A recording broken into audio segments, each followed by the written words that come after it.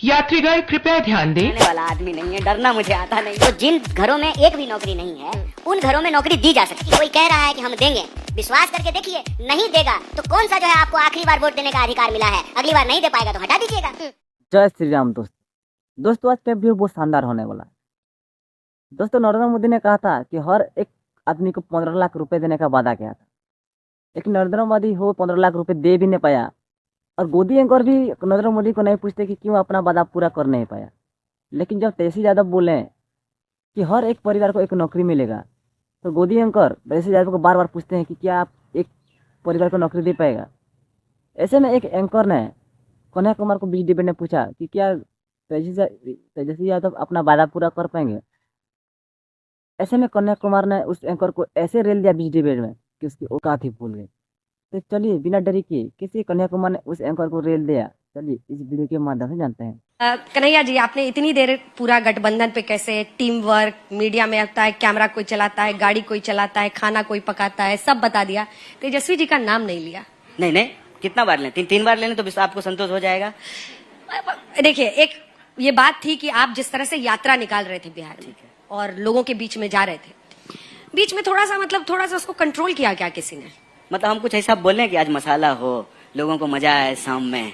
आपका उद्देश्य क्या है? डिप्लोमेटिक बात करनी है तो कीजिए, लेकिन देखिए हम ये मानते हैं कि आप ये बात खुलकर बोलिए। मैं ये बात जो है पिछले तकरीबन जो है 8-9 साल से सुन भी रहा हूँ और इसका जवाब भी दे रहा हूँ। और मैं बार बार कहता हूँ कि हमारा किसी भी व्यक्ति से कोई मुकाबला नहीं है। क्यों? क्योंकि मैं कोई व्यक्तिगत रण में नहीं हूँ। अगर मैं व्यक्तिगत रण में होता तो ये सवाल भी नहीं होता, हम कहीं सेट होते। हमारे बहुत सारे मित्र कहीं जाकर के सेट हैं। मेरे लिए राजनीति जो है एक सामूहिक चेतना और सामूहिक उद्देश्य का विषय है। इसीलिए व्यक्तिगत जो ये मसाले होते हैं ना, उससे मैं अपने आप को बचाता हूँ। लोगों को लगता है कि मैं घबराता हूँ। देखिए, घबराता अगर होता मैं तो कोई जो है पीएम होंगे, कोई सीएम होंगे। अगर मेरी घबराने वाली मिजाज होती तो जो पीएम हैं, जो सीएम हैं, उन्हीं से घबरा गए होते। घबराने वाला आदमी नहीं है, डरना मुझे आता नहीं है। जो कहता हूँ ये सच है, मानना नहीं मानना ये आपके ऊपर है। तेजस्वी जी के हर परिवार को एक सरकारी नौकरी वाले वादे को आप कितना व्यावहारिक मानते हैं?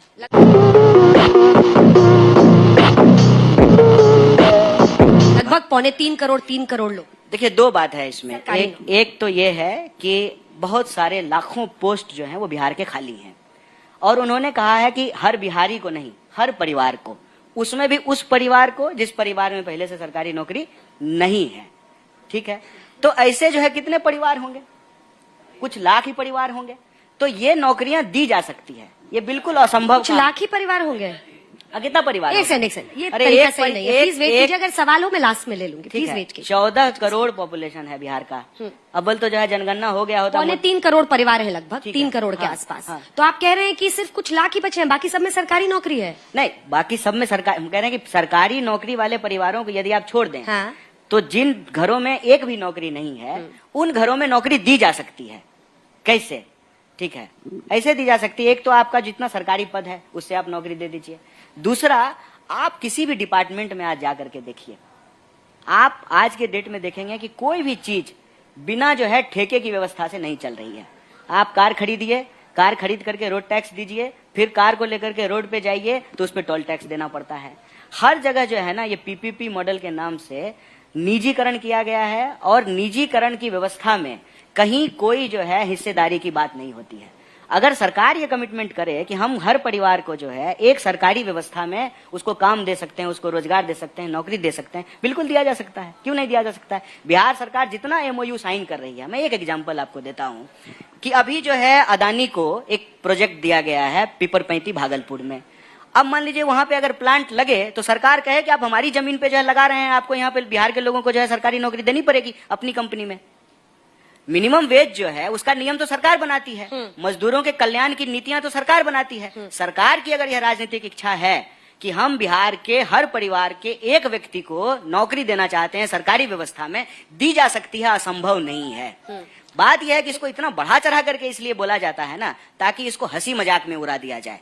हम कहते हैं कि कोई कह रहा है कि हम देंगे, विश्वास करके देखिए, नहीं देगा तो कौन सा जो है आपको आखिरी बार वोट देने का अधिकार मिला है, अगली बार नहीं दे पाएगा तो हटा दीजिएगा। इसका मजाक उड़ाने का क्या मतलब है, हमको ये जरा सोच कर। रोहित एक सवाल पूछना चाह रहे हैं, पूछे रोहित। आपसे जानना ये चाहते हैं ना, क्या बिहार में वाकई 2.5 करोड़ 3 करोड़ सरकारी नौकरियों की जरूरत है, और अगर ऐसा होगा तो क्या आप एक लेबर फोर्स तैयार नहीं कर देंगे पूरे प्रदेश में? लेबर फोर्स तो है बिहार, तो 2.5-3 करोड़ नौकरियों की जरूरत है सरकार चलाने के लिए, या फिर नहीं, सरकार चलाने के लिए जरूरी नहीं है, लेकिन क्या जनता के द्वारा चुनी हुई सरकार जनता के प्रति उत्तरदायी होकर के उनको अर्थव्यवस्था में भागीदारी देगी कि नहीं देगी, ये नीतिगत सवाल है। मेरी बात आप समझ रहे हैं? हम ये कह रहे हैं कि अगर 16 लाख करोड़ ठीक बोले हैं ना? क्या 16 लाख करोड़? 16 लाख करोड़ कर्जा माफ किया है हाँ, ना सरकार ने। हाँ, करेक्ट कर लेते हैं डेटा, नहीं तो कहेंगे फेक न्यूज चला रहा है। तो हम कह रहे हैं कि 16 लाख करोड़ रुपया जो है, अगर आप कुछ 100 कैपिटलिस्टों का माफ करते हैं, तो क्या 16 लाख करोड़ से जो है लाखों लाख परिवारों को लोन नहीं दिया जा सकता है? ये नीतिगत सवाल है कि आप जनता के वोट से चुन करके आते हैं और आपकी प्राथमिकता क्या है। रोहित का सवाल कुछ और है, आप थोड़ा सा ये कर रहे हैं। मेरा कहने का मतलब है कि सरकारी नौकरी, लेबर फोर्स तैयार नहीं हो जाएगा। 2.5-3 करोड़ लोग नौकरी, मतलब है यहाँ जरूरत है क्या बिहार में 3 करोड़ लोगों को नौकरी, सरकारी नौकरी? नहीं, देखिए, एक तो और शिक्षा नहीं देंगे तो नौकरी क्या, मतलब एक आपको एक रूट से चलना होगा ना कि किस तरफ आप ले जा रहे हैं। शिक्षा नहीं, शिक्षा तो लोग ले रहे हैं। अब देखिए बच्चे भी पीछे ताली बजा रहे हैं। शिक्षा व्यवस्था को ठीक करना सबसे जरूरी है। हाँ, ठीक बात है ना? हाँ, सरकारी नौकरी कैसे, ठीक बात क्या है। सबकी क्षमता है, किस हिसाब से? एकदम ठीक बात है। देखिए, एक तो ये बड़ा जो है जटिल नीतिगत सवाल है। अगर आप मुझे थोड़ा समय देंगे तो हम बारी बारी से इस पर चर्चा करेंगे। एक तो रोहित जी ने जो कहा है, मैं कहता हूं कि किसी भी राजनीतिक दल के लिए जो लोकतंत्र में भरोसा करती है, जनता के वोट से चुन करके आती है, उसकी प्राथमिकता में जनता होना चाहिए, उद्देश्य। एक बात। 2 बात कि लेबर फोर्स 3.5 करोड़ लोग चाहिए सरकार से, सरकार चलाने के लिए नहीं चाहिए, लेकिन अर्थव्यवस्था चलाने के लिए तो चाहिए ना। हम कहते हैं बिहार के 14 करोड़ लोग हैं, बिहार में बहुत बेरोजगारी है, लेकिन आप मुझे बताइए कि क्या बिहार के लोग बेरोजगार रहना एफोर्ड कर सकते हैं क्या? गरीब लोग बेरोजगार रहना एफोर्ड कर सकता है क्या?